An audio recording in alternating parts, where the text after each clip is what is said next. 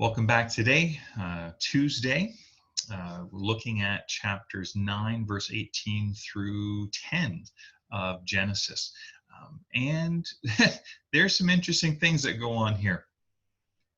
Noah gets drunk, and there's a curse and blessings that he gives to his boys.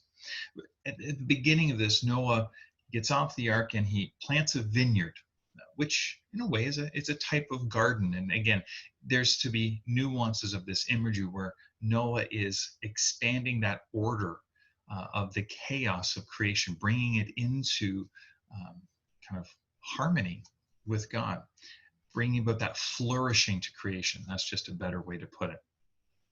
And there's no negative issue inherent with a vineyard or wine, for that example, in the Old Testament. At times it's spoken of, wine that is, as a gift from God, but it's something that is to be consumed also, as we read Proverbs, responsibly, so it doesn't influence our attitudes, our actions, our behavior. Noah, however, he misused the fruit of the vineyard. And again, the cultural connotations is he's acting like a pagan, like those who were ridiculing him or those that perished in the flood. He's now acting like them.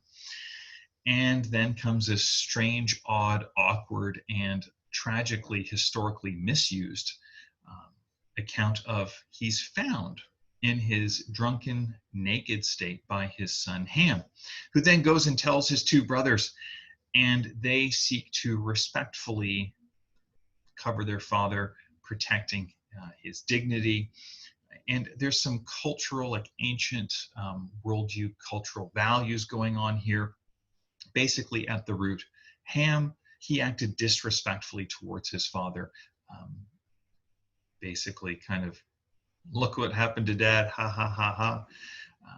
Noah also here acts irresponsibly towards God.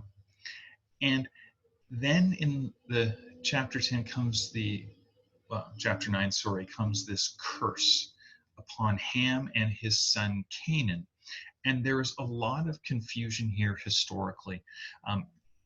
Unfortunately, this section was used to justify and support racial prejudice and slavery of certain races of individuals, particularly Africans in the American colonial South.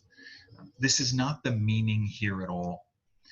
This is a theme that is setting up, again, remember, Moses is writing this for the nation of Israel in that day.